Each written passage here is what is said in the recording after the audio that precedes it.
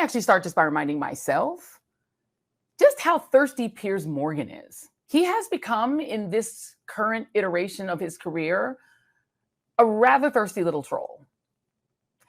Desperate, it seems, for attention, and not just from Princess Meghan. Piers used a 45-minute interview to ambush me, mainly about his favorite subject, race. There is my angry weave. There is the bitter, the intolerable, the insufferable Joy Reid that we are used to seeing on MSNBC. Now, of course, we don't see the artist formerly known as Weave on MSNBC anymore. We don't see Joy Reid flying her broom because MSNBC decided to remove all evil from the network, which means Joy Reid was immediately fired. I thought it was ironic that Joy Reid was accusing Piers Morgan of clamoring for attention. Now, this is the same Joy Reid who relied on gimmicks at MSNBC. This is the same Joy Reid who attempted to shock the world by removing the weave and displaying her baldness. This is the same Joy Reid who has relied on the gimmick of mythical racism to draw an audience for years now. Think about it. Outside of fake racism, what else does Joy Reid talk about? This is the same Joy Reid who has a fraction of the audience that she used to have, which is probably why she accepted the invitation and agreed to appear with Piers Morgan, who, by the way, has millions of subscribers and a massive audience here on YouTube. And Joy Reid wants to claim that Piers Morgan is the one who is desperate for attention? Couple of years ago, Piers Morgan launched his show on YouTube. If you enjoy more balanced political commentary, I highly encourage you to check it out. Uncle KC is a consistent viewer. I think what Piers Morgan offers is a hell of a lot better than anything on cable news. Instead of it being an echo chamber, which is what cable news has become here in America, and I'm talking about all cable news, whether it's Fox News, MSNBC, Newsmax, News Nation, home of Chris Cuomo. Hey, it's me, Chrissy C. Piers Morgan's program provides more balanced commentary. He will have Glenn Beck and the Jake dude from the Young Turks on the show, and they'll debate back and forth. The viewers can decide who they agree with. That's how it's supposed to work. Thursday, Piers Morgan invited the artist formerly known as Weave on his show. Now, me personally, I have no idea why he would want to have a conversation with Joy Reid. If you gave me the choice to stick my face in an elephant's ass or spend 15 minutes inhaling the toxic mouth farts from Joy Reid, I'm preparing to get acquainted with the elephant on a more personal level. Now, I know why Joy Reid agreed to appear on the show. She wanted to spread her fantasies. She wanted to spread her world of make-believe on a platform that people were actually watching. Ever since she was fired by MSNBC, Joy Reid has pretty much disappeared from the mainstream. She has joined the other huge embarrassing failures who built their careers on the gimmick of mythical racism. But I don't understand why Piers Morgan would provide valuable oxygen to Joy Reid. To his credit, though, he did make the most of the experience. Piers Morgan exposed Joy Reid and her unhealthy obsession with race to a global audience. He exposed Joy Reid as a hypocritical fraud. And as expected, the Wicked Weave had a complete meltdown once she realized she was being humiliated. Make sure to like and subscribe. You can follow me on Twitter at KC_BTL84. Link to the second channel is in the description below. Yesterday on the second channel, talked about ESPN once again seeing record low ratings for the ESPYs. Now, I'm sure some will try to blame the host, Shane Gillis, but the ESPYs have been suffering from a complete lack of interest for years now. I explain how ESPN has destroyed the ESPYs and how award shows shows in general are similar to all-star games in sports. At one time, they mattered, but in the year of our Lord 2025, no one gives a shit. So if you haven't already, click the link in the description below, subscribe to the second channel.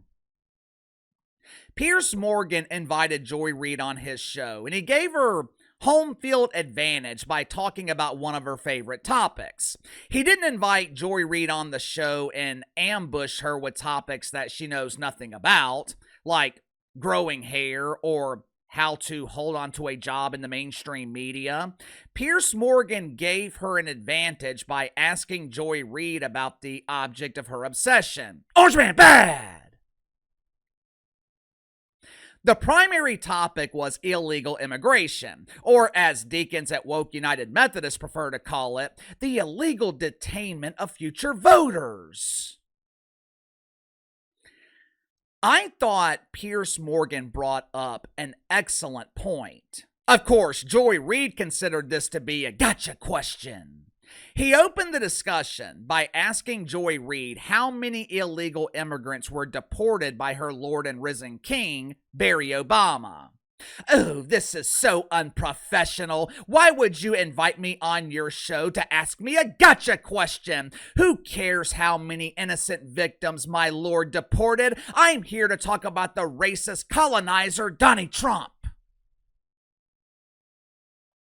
You know, it's strange. The deacons, along with their pretend friends in the mainstream media, and Joy Reid, I can no longer include the wicked weave in the mainstream media since, you know, she was fired. But the deacons in the media, they are pretending to be outraged over the Trumpers' policy on illegal immigration. They are pretending to be outraged over the lovely accommodations that Ron DeSantis is providing illegal immigrants in Florida. I mean, how ungrateful can you be? Ronnie used taxpayer dollars to build a state-of-the-art custom-made mansion.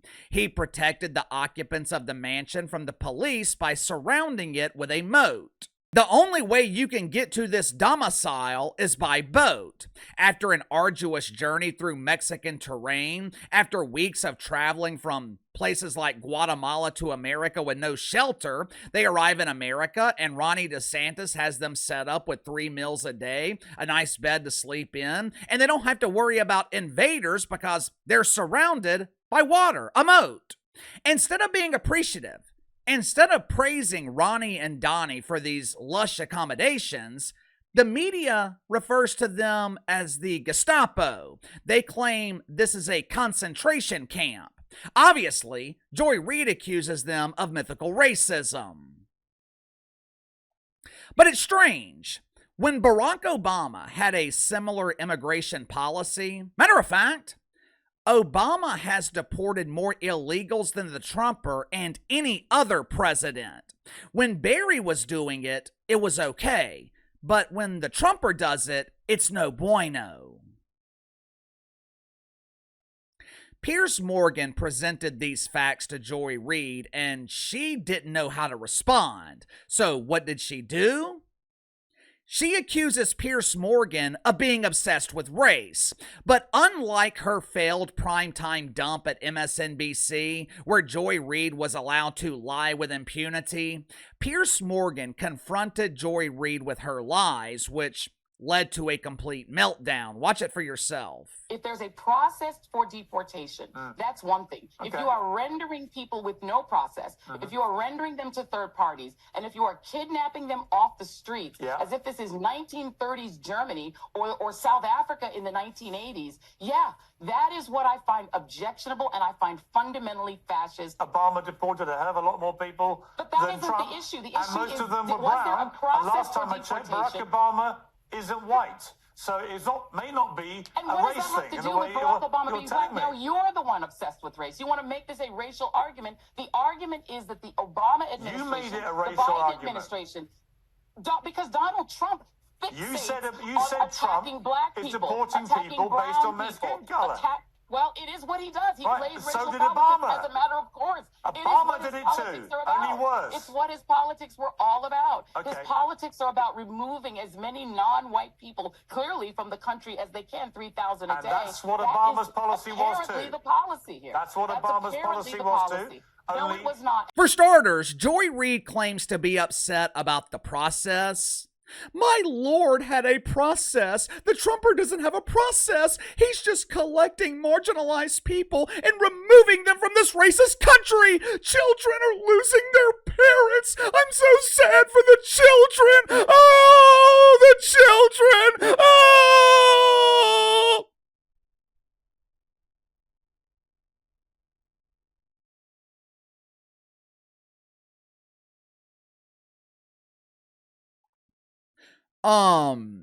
There is a process. The process is rather simple to understand. You apply for citizenship and you're either accepted or denied. In the meantime, you can apply for a work visa or a student visa. If you overstay that visa, your status becomes illegal. You see how simple that is to understand? But Casey, it could take years for someone to go through that process. Sorry. Once we clean up some of these other problems, once we start properly taking care of our military veterans, once we eradicate the woke fungus from colleges and universities, once we make sure all Americans are employed, once we resolve this ridiculous housing crisis where home prices are being artificially inflated by private equity firms who are buying entire neighborhoods just to rent them out, then we can work on shortening the time with the immigration process. But until then, tough shit. Believe it or not, there was actually one point that Joy Reid made that I agree with. She claimed that one of the differences between the Trumper and Barack Obama was that Trump has been far more aggressive with his immigration policy. I happen to agree with Joy Reid, but not with the implementation of the policy. Obama was just as aggressive as the Trumper with deporting people who are here illegally. But the Trumper has been far more aggressive with making it public. Obama took more of a silent approach, mainly because he had to. He couldn't risk pissing off his radical base by admitting that he was enforcing the law. The Trumper has taken the opposite approach. He's bragging publicly about his immigration numbers. Now, the end result is the same, but the Trumper, he's got the benefit of showing the results publicly. For one, he knows it will piss off the media, and two, anytime the media is pissed off, anytime Trump is fulfilling a campaign promise, he satisfies his base. Joy Reid learned a harsh lesson on Thursday. This is not the mainstream media. This is not a safe space. Your lies, your fabricated stories of mythical racism, your world of fantasy and make-believe, it doesn't work here.